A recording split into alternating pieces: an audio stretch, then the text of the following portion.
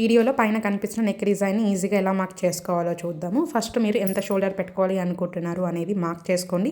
Boat neck అయినా సరే, normal neck అయినా సరే ఫస్ట్ షోల్డర్ని మార్క్ చేసుకొని దానికి ఇక్కడ ఖర్చు అనేది లోపలికి మార్క్ చేసుకున్న తర్వాత మీరు ఎంత షోల్డర్ పెట్టుకోవాలి అనుకుంటున్నారో మార్క్ చేసుకోండి.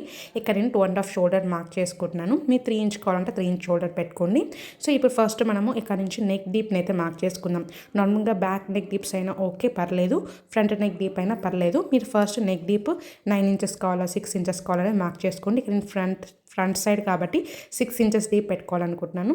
సో ఇక్కడ మనకి 3 ఇంచెస్ పైన ఉంది కాబట్టి కింద కూడా ఎగ్జాక్ట్గా 3 ఇంచెస్ తీసుకొని ఫస్ట్ ఒక బాక్స్ షేప్ అయితే డ్రా చేసుకుంటున్నాను.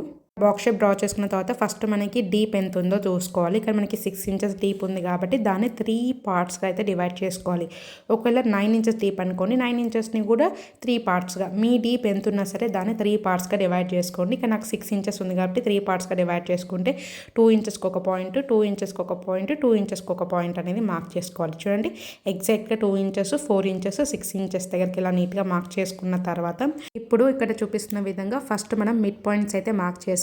ఈ రెండింటికి ఒక మిడ్ పాయింట్, ఈ రెండింటికి ఒక మిడ్ పాయింట్ మార్క్ చేసుకున్న తర్వాత మిడ్ పాయింట్ దగ్గర ఫస్ట్ మనకి స్కాలప్ని డ్రా చేసుకోవాలి కాబట్టి 1/2 ఇంచ్ అనేది లోపలికి నెక్ లైన్ లోపలికి అనేది మార్క్ చేసుకోవాలన్నమాట. రెండింటికి ఇలా మార్క్ చేసుకొని నీట్గా స్కాలప్ని అయితే రౌండ్గా నీట్గా మార్క్ చేసుకోండి. ఇక్కడ మనం స్కాలప్ని డ్రా చేసుకున్నాం కదా, కింద మనకి గ్యాప్ ఉన్న సైడ్ ఏం చేయాలంటే ఎగ్జాక్ట్ దీనికి కూడా మిడ్ పాయింట్ అనేది మార్క్ చేసుకొని ఇది నెక్ లైన్ నుంచి బయటికి అనేది 1/2 ఇంచ్ మార్క్ చేసుకోవాలన్నమాట. ఇక్కడ మనం స్కాలప్ దగ్గర లోపలికి మార్క్ చేసుకున్నాం కదా, ఇక్కడ మాత్రం బయటికి ఒక 1/2 ఇంచ్ మార్క్ చేసుకొని ఇక్కడ నేను చూపిస్తున్న విధంగా నీట్గా రౌండ్ అనేది ఇలా కాఫ్ తిప్పేసుకుంటే మనకి నెక్ షేప్ అనేది రెడీ అయిపోతుంది.